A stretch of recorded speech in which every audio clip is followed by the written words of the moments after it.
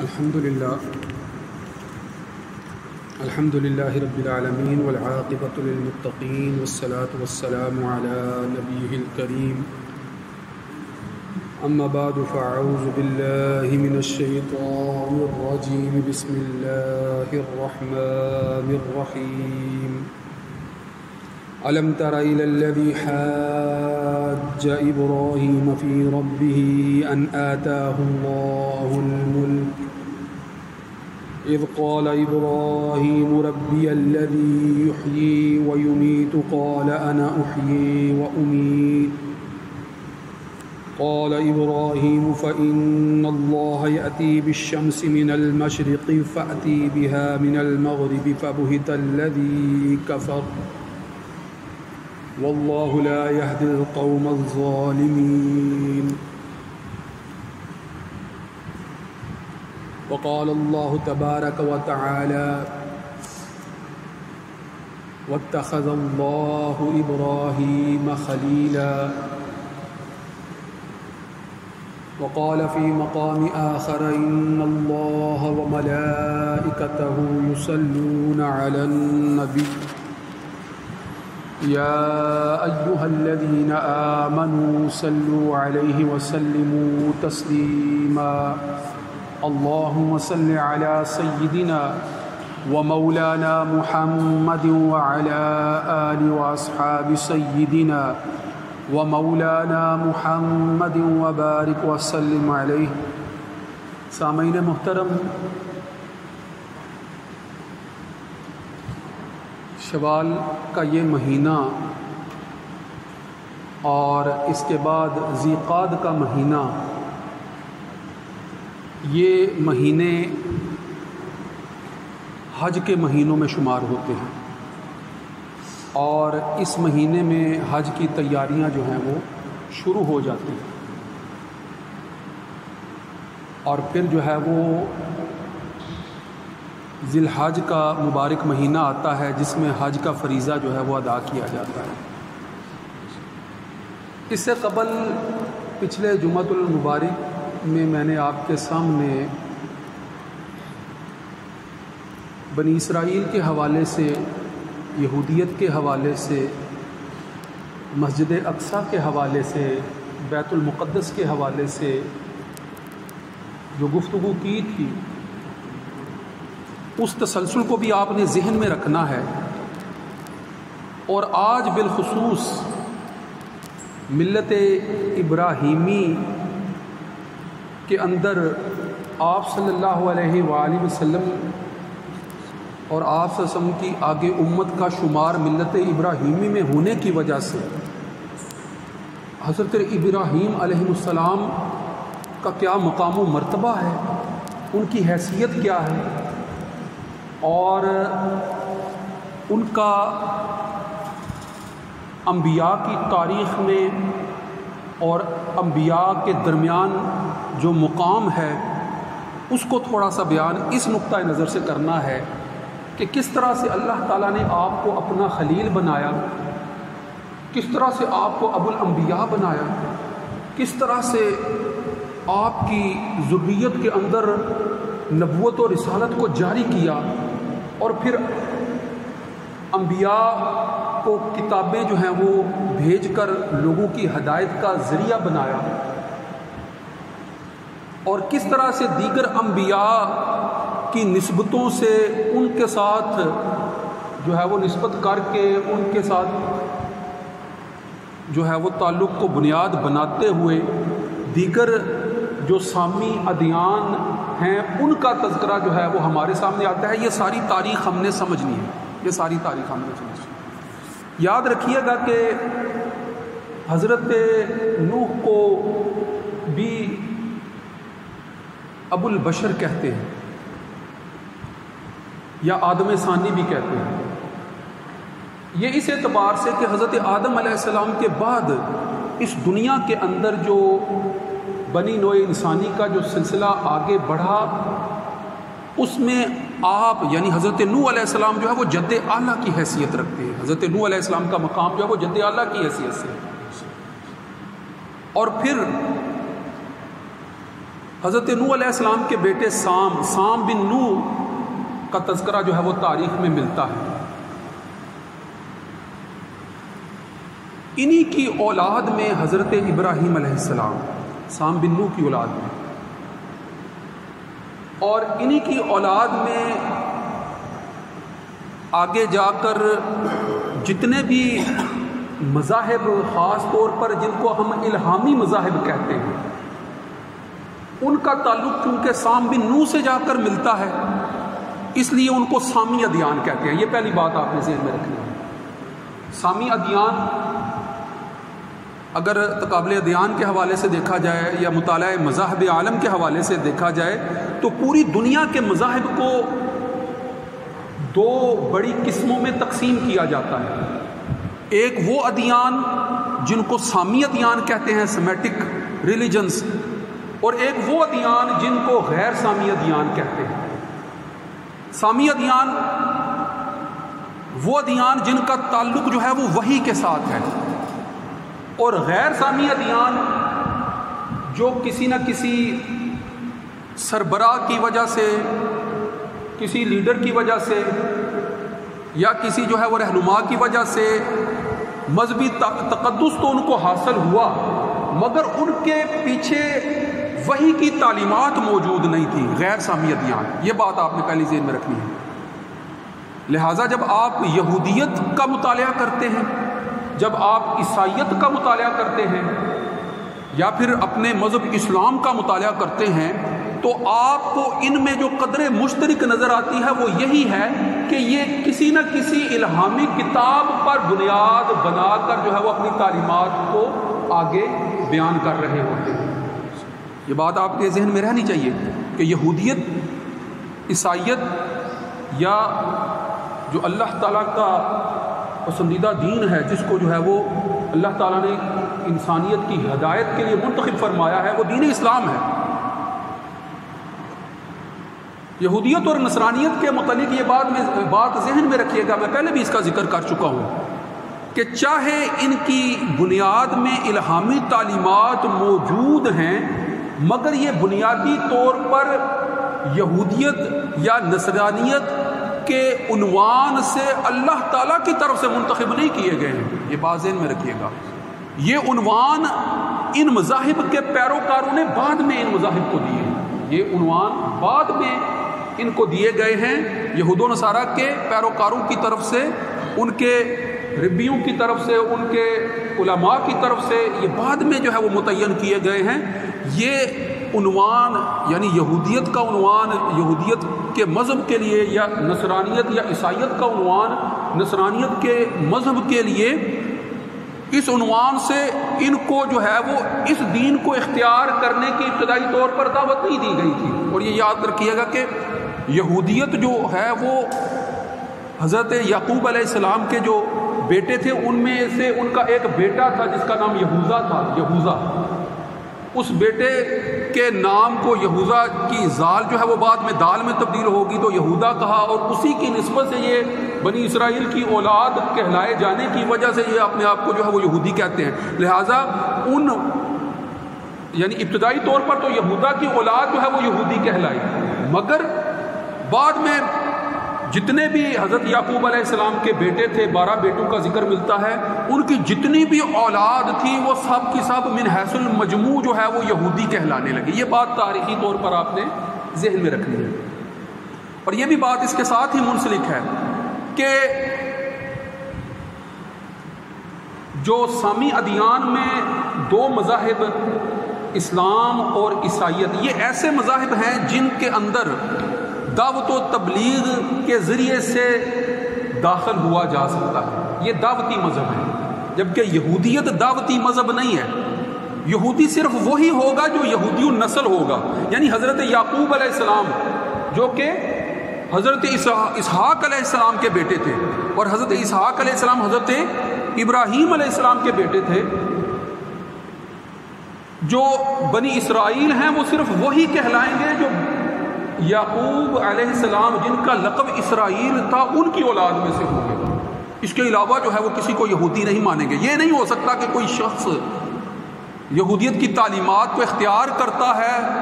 اس مذہب کو اختیار کرنے کے لیے ان تعلیمات کو مان لیتا ہے تو وہ یہودی بن جائے گا، کہ یہودی اس کو تسلیم نہیں کریں گے۔ اس لیے سامی ادیان میں ہونے کے باوجود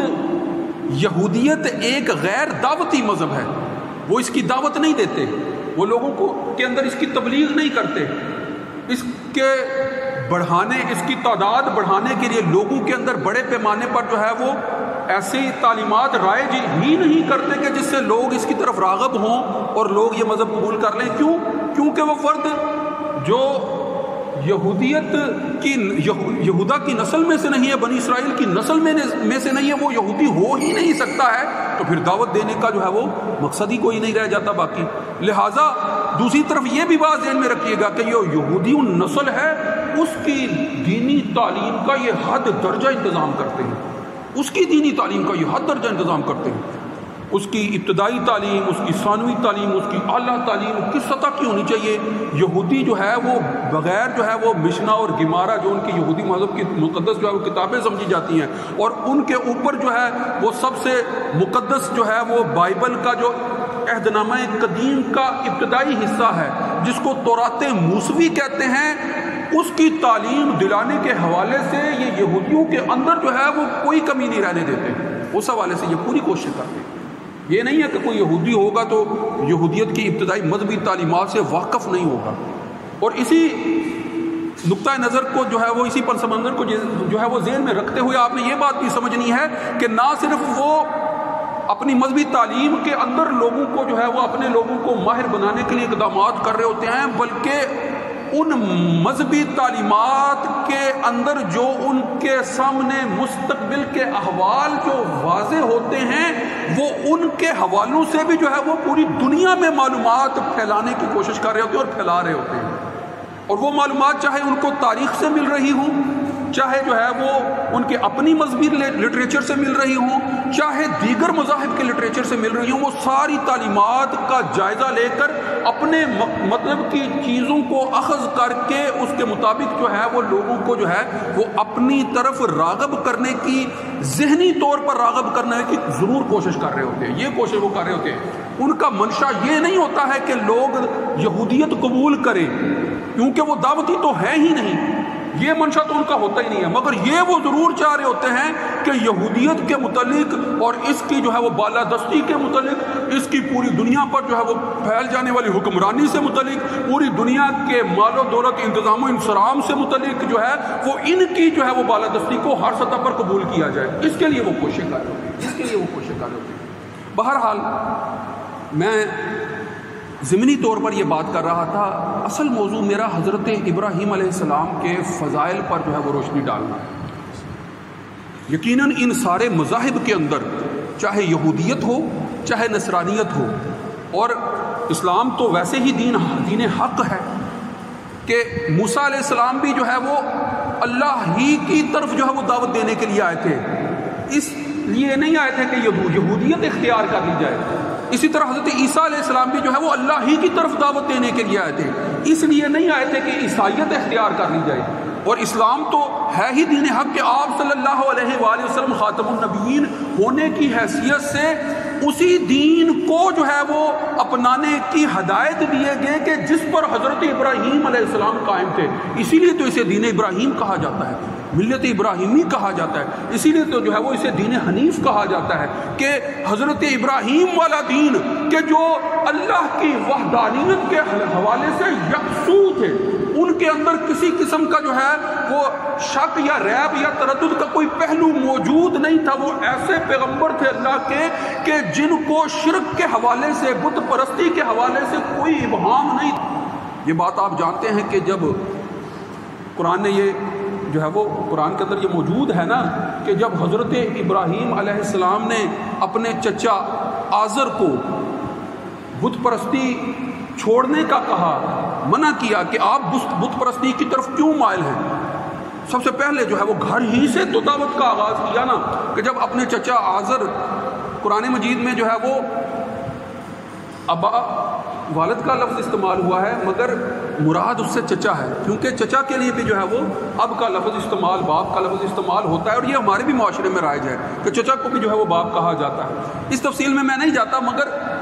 جب ان کو یہ کہا کہ آپ بت پرستی چھوڑ دیں، آپ بت پرستی چھوڑ دیں، یہ بت جو ہیں یہ آپ کے کسی کام کے نہیں ہیں، یہ نہ آپ کو نفع پہنچا سکتے ہیں، یہ نہ آپ کو نقصان پہنچا سکتے ہیں، بلکہ یہ اپنے بھی کسی کام نہیں آ سکتے، جن کو آپ نے اپنے ہاتھوں سے خود بنایا ہے۔ روایات میں آتا ہے نا کہ آزر جو ہے وہ بڑا ماہر بت تراش تھا، اور جو ہے وہ بت پرستی کو جو ہے وہ رواج دینے والوں میں سے اس کا جو ہے وہ شمار ہوتا تھا، تو لہٰذا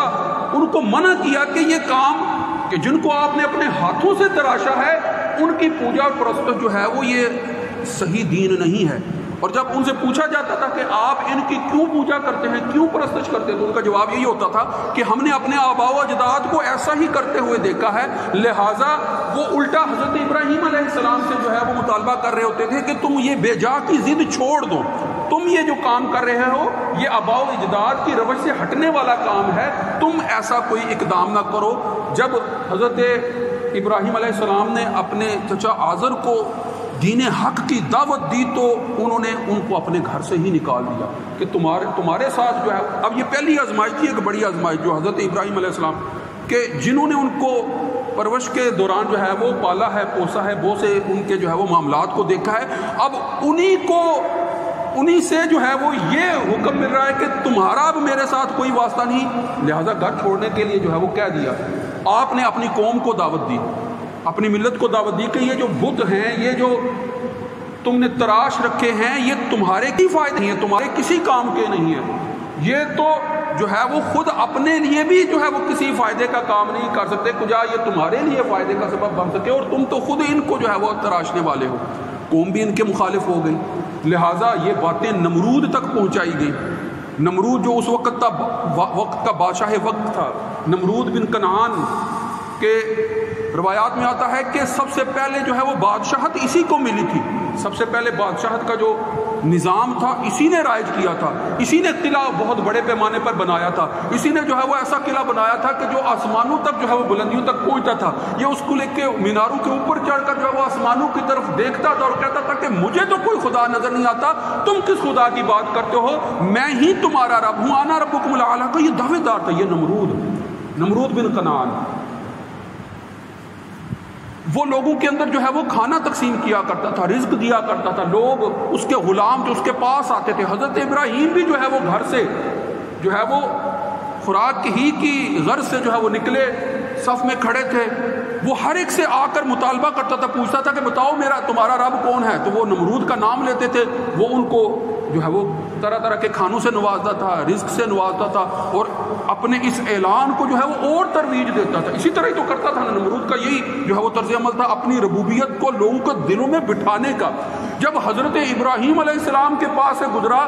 تو یہی جو ہے وہ مکالمہ جو ہے وہ قرآن مجید نے ہو بہو نقل کیا ہے کہ الم تر الی الذی حاج ابراہیم فی ربہ ان آتاہ اللہ الملک، کیا آپ نے نہیں دیکھا، رسول اللہ صلی اللہ علیہ وسلم سے خطاب ہے کہ کیا آپ نے نہیں دیکھا کہ وہ جس نے الذی حاج ابراہیم سے جھگڑا کیا، حجت کی اس سے معاملے میں جو ہے وہ بحث کی، مباحثہ کیا، حاج ابراہیم فی ربہ، رب کے بارے میں، یعنی اس کے رب کے بارے میں، تو سوال یہی تھا نا کہ بتاؤ تمہارا رب کون ہے، اور یہ خود کون تھا، یہ وہی شخص تھا ان آتاہ اللہ الملک جس کو اللہ نے حکومت دی تھی۔ نمرود کو بادشاہت اگر عطا ہوئی تو اللہ ہی کی طرف سے عطا ہوئی تھی، اللہ ہی نے اس کو وسائل دیے تھے، اللہ ہی نے اس کو مالا مال کیا تھا۔ جب وہ اس ظلم میں مبتلا ہو گیا تو اب اللہ ہی اس کی خبر گیری کر رہے ہیں، اور سب سے پہلے جو ہے وہ ابراہیم علیہ السلام کے ذریعے سے جو ہے وہ اس کو آگاہ کر رہے ہیں کہ تم جو ہے وہ اپنے اس طرز عمل سے باز آ جاؤ۔ اور مکالمہ کیا ہو رہا ہے، مکالمہ یہ ہو رہا ہے کہ اذ قال ابراہیم ربی الذی یحیی و یمیت، جب اس نے نمرود نے حضرت ابراہیم علیہ السلام سے یہ مطالبہ کیا نا کہ بتاؤ تمہارا رب کون ہے، تو حضرت ابراہیم کا کیا جواب، قال ابراہیم ربی الذی، میرا رب وہ ہے یحیی و یمیت، جو زندہ کرتا ہے اور مارتا ہے، یعنی زندگی بخشنے والا اور موت سے ہمکنار کرنے والا کون ہے، وہی ہستی ہے، وہی میرا رب ہے۔ تو اس نے کہا یہ کام تو میں بھی کرتا ہوں، یہ کام تو میں بھی کرتا ہوں۔ ایک روایت میں آتا ہے کہ اس نے 2 لوگوں کو بلایا، ایک فرد جو ہے ان میں سے سزائے موت کا مجرم تھا، اس کے لیے سزائے موت جو ہے وہ طے ہو چکی تھی، اور ایک جو ہے وہ آدمی بالکل معصوم اور بے گناہ تھا، اس سے کوئی بھی غلطی سرزد نہیں ہوتی، اس نے بے گناہ کو جو ہے پکڑ کر مارنے کا حکم دیا، اس کو قتل کر دیا گیا، اور جو گناہ گار تھا اس کو جو ہے وہ آزاد کرنے کا حکم دے دیا اور وہ آزاد کر دیا گیا۔ کہا دیکھو یہ لوگ، یہ میں بھی زندہ کرتا ہوں، میں بھی مارتا ہوں، میں نے اس کو زندہ رکھا ہے اور میں نے جو ہے اس کو موت سے جو ہے وہ ہمکنار کر دیا ہے، تو یہ اختیار تو میرے پاس بھی ہے، مگر بدبخت جو ہے وہ اللہ تعالیٰ کے اختیار کو سمجھ ہی نہیں پایا تھا، لہٰذا حضرت ابراہیم علیہ السلام نے جو ہے وہ اس کی عقل ناقص کے ساتھ جو ہے وہ کوئی اور جو ہے وہ اس طرح کی دلیل سے جو ہے وہ بیان کر کے جو ہے وہ اس سے الجھنے کی بجائے براہ راست جو ہے وہ فرما دیا۔ قرآن کے الفاظ ہیں کہ قال ابراہیم، حضرت ابراہیم علیہ السلام نے فرمایا فإن اللہ، کہ بے شک میرا رب، میرا الہ یا اللہ وہ ذات ہے یا وہ ہستی ہے، یأتی بالشمس من المشرق، جو سورج کو لے کر آتا ہے مشرق سے، فأتی بہا من المغرب، تو اگر اس بات میں مختار ہے تو لے آ پھر اس کو مغرب سے، فبہت الذی کفر، وہ اپنے کفر میں دم بخود رہ گیا، مبہوت ہو گیا، اس کو سمجھ ہی نہیں آئی کہ یہ کس خدائی کی بات ہو رہی ہے، میں تو کسی ایسی خدائی کو آج تک جان ہی نہیں سکا، سمجھ ہی نہیں سکا، یہ کس خدائی کی بات کی جا رہی ہے۔ خدائی کے حوالے سے تو یہی بات جو ہے وہ میں سمجھتا تھا کہ رزق کی فراوانی ہوگی، لوگوں کی خواہشات پوری کی جا رہی ہوں گی، لوگوں کے مطالبات، ان کے سوالات کے جوابات جو ہے وہ اپنی جو ہے وہ منشا کے مطابق دیے جا رہے ہوں گے، یہ سارے کام جو ہے وہ خدائی کے دعوے دار ہونے کے لیے کافی تھے، مگر جب اس سے یہ سوال کیا گیا کہ اللہ تو وہ ہے جو سورج کو مشرق سے طلوع کرتا ہے، تم اگر خدا ہونے کا دعویٰ کرتے ہو، رب ہونے کا دعویٰ کرتے ہو، تو اس کو مغرب سے طلوع کر کے دکھاؤ۔ وہ اپنے اس سوال کو سن کر وہ اپنے اس دعوے میں خود ہی دم بخود رہ گیا اور نہ جان سکا اور اس کا کوئی جواب نہ دے سکا، اور پھر وقت شاہد ہے کہ حضرت ابراہیم علیہ السلام جو ہے وہ بغیر روٹی کے، بغیر کھانے کے جو ہے وہ واپس لوٹا دیے گئے۔ انہوں نے گھر پہنچنے سے پہلے جو ہے وہ اپنی چادر کے اندر اپنے کپڑوں کو رکھا اور ایک پوٹلی سی بنا لی کہ گھر والوں کو دیکھ کر تسکین ہو، اس بات کی تسکین ہو کہ کچھ نہ کچھ کھانے کو آیا ہے، مگر یہ تو وہ خود جانتے تھے نا کہ اس میں کھانا نہیں ہے، مگر جب اپنے گھر پہنچتے ہیں اس پوٹلی کو کھولتے ہیں تو اللہ تعالیٰ کی طرف سے اس میں رزق موجود ہوتا ہے، تو رزق دینے والی تو اللہ کی ذات ہے۔ ایسے حضرت ابراہیم کا ایمان ایسا مضبوط ایمان تھا۔ یقیناً حضرت ابراہیم علیہ السلام خلیل اللہ رحمہ اللہ تعالیٰ، ان کی ہستی بے پناہ فضائل کی حامل ہے۔ انشاءاللہ اس پر گفتگو ہوتی رہے گی، آئندہ جمعوں میں بھی اس پر گفتگو ہوتی رہے گی، ان کے فضائل کے حوالے سے بھی، اس تاریخی تسلسل کے حوالے سے بھی، اور کس طرح سے یہودی اور نصرانیت جو ہے وہ گمراہی کے جو ہے وہ گھڑوں تک پہنچے ہیں، اور دین حق دین اسلامی ہے، اور اس کی حقانیت کو ظاہر کرنے کے لیے کس طرح سے جو ہے وہ حج کے موقع پر جو ہے پوری عالم انسانیت کو یہ منظر دکھایا جا رہا ہے، اس کے اوپر جو ہے انشاءاللہ تفصیل سے گفتگو کریں گے۔ وآخر دعوانا الحمدللہ رب العالمین۔ سنتیں ادا کروں۔